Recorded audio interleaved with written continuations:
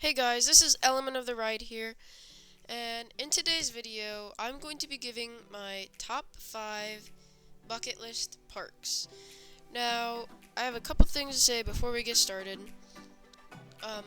This is not an original idea. Credit goes to CoasterVerse, and I will leave a link to their channel in the description, so go check out their bucket list parks video after you watch mine.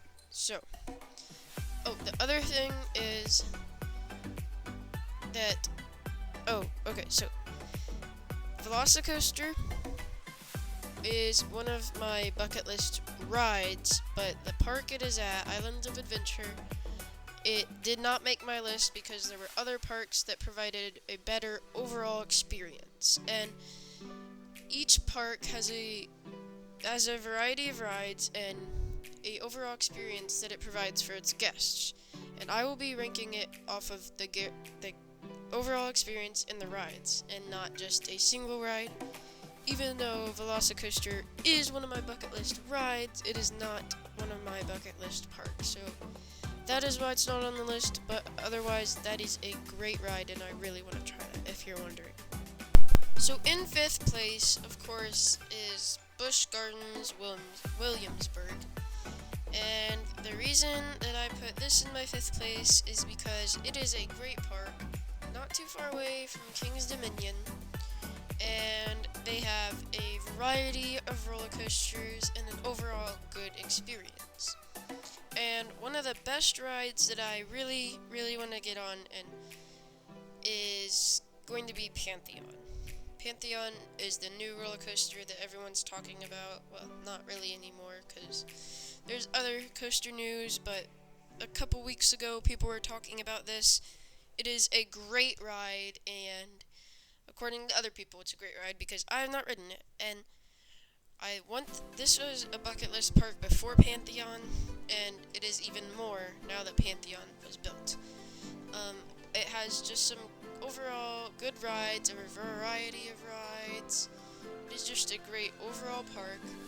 But in saying that, there are other parks that provide better experiences and better overall experiences, better rides, that will be taking the top part of this list. So that is why Busch Gardens Williamsburg made it in my 5th place spot. At my number 4 spot, I have Busch Gardens Tampa Bay. And the reason I have this, well, before I get into my reasoning, I just want to say that it was a very top decision from this into my 1st place. But it is just what I want to go to, my number 1, top 5 bucket list parks. So it's what I want to go to first, and what's my first priority, and what I'm looking at first, and then what I'm not looking at as much as my first one or second one. But there's also no, not really. I was gonna say it's by possibility, but not really, because it's not ranked by possibility of me going there. So don't think that it's ranked by possibility, because it's not. So the reasoning for Busch Gardens Tampa Bay being my number 4 spot is because of the environment. And the environment is just as great as all the rides there. It is a great park that provides a great time for families or enthusiasts who want to just spend a day at a theme park. And with rides like SheiKra, Iron Gwazi, which I've heard is very good, Cheetah Hunt, and Kumba, there are a lot of rides there that are providing very good experiences. And with Iron Gwazi as a new addition, I think Busch Gardens Tampa Bay is working its way up to being a very good park to visit, and being one of the parks that is well known and has a very good coaster lineup. But I'm not just talking about the coasters, I'm talking about the experience the park gives as well. So the experience is, of course, good because, it's on my list. So this is my number 4 spot because of the experiences and the rides and how well they are. But as I said earlier, it is a tough decision for the next 3 So don't like be so judgmental in the comments saying, oh, this should be first or this should be not first. So is my opinion. It's just what I think my bucket list parks are. So yeah, moving on. Taking the number 3 spot is Dollywood in Pigeon Forge, Tennessee. And I was almost like, I was getting ready to go to this park and we didn't get to go. So that was kind of disappointing, but it's my bucket list park, so hopefully I'll get to go soon. It is home to some very, very fun rides like Lightning Rod and Wild Eagle, but the one thing that sticks out from this park that isn't really in the rest is the experience given from, the environment of the park. It is like the best experience of a park besides the rides. So if you're just looking at experiences and environment of the park, this would probably be my number 1 park. And not like excluding the rides, just the experiences and the environment of the park, not the rides. This would probably be my number 1 on that list. So this, because of that, took the number 3 spot. Not to mention Lightning Rod and some other good rides there. This is one of the top parks for any coaster enthusiast. So that is why it is on my bucket list. At my number 2 spot, I have Hershey Park. And like I was saying about Dollywood, about the experiences about Dollywood, this is more ride-based than experiences. Although it does have a great environment, and that really helped push it up to be my number 2 spot. It is very heavily influenced by its roller coasters, being Skyrush and Canobie. There's Great Bear. There's so many good rides here. It is just like on my top of my bucket list. Not really, because there's one more above it, but it is just so good, and I just want to go so bad and ride some of these amazing rides. And I know some people are controversial about Skyrush, but there's a lot of controversial opinions on basically any roller coaster. So I'm not gonna base my opinions on Hershey Park off of other people's opinions, because all of us enthusiasts have different opinions, and I just really want to go to this park. It looks so amazing. There's so many good rides here that have the power to be in my top 10 and maybe even top number 1. That is quite impossible because Steel Vengeance is currently my number 1, but top 5, they could very easily get to my top 5. So I really want to go to this park. Let me know down below what you guys like. If you like Hershey Park, if you've been to Hershey Park, let me know if you like Hershey Park. So I always hear about the rides. So let me know if the overall experience of the whole environment of the park is good as well. So moving on to my number 1. Taking my number 1 spot is Carowinds. And Carowinds is an overall great park.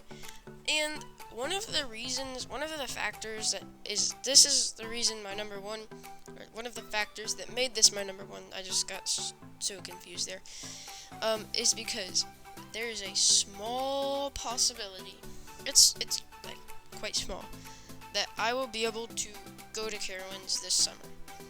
And I know that all of these parks have a small possibility, you never know, but as of now, no trips are planned, but there's still a small chance that I could go to Carowinds this summer. But all the other factors that made Carowinds my number 1 bucket list park is, of course, the rides. Rides like Fury, Intimidator, Afterburn, and Copperhead Strike. Although those are the big rides, Carowinds has a lot of family rides like Nighthawk, Flying Cobras, Carolina Gold Rusher, Ricochet. Ricochet would be my first wild mouse if I went. I just thought of that. I've never ridden a wild mouse before, and I don't know if I'm gonna like it. I mean, it's a wild mouse, but I guess that's something to be excited about, besides Fury and all the other big rides. So, I've heard a lot of people talk about how good Fury is, and I really want to get on Fury. Intimidator, I mean, it's a B&M Hyper. You can't go wrong with a B&M Hyper, but also, you can't really have anything stand out from a B&M Hyper.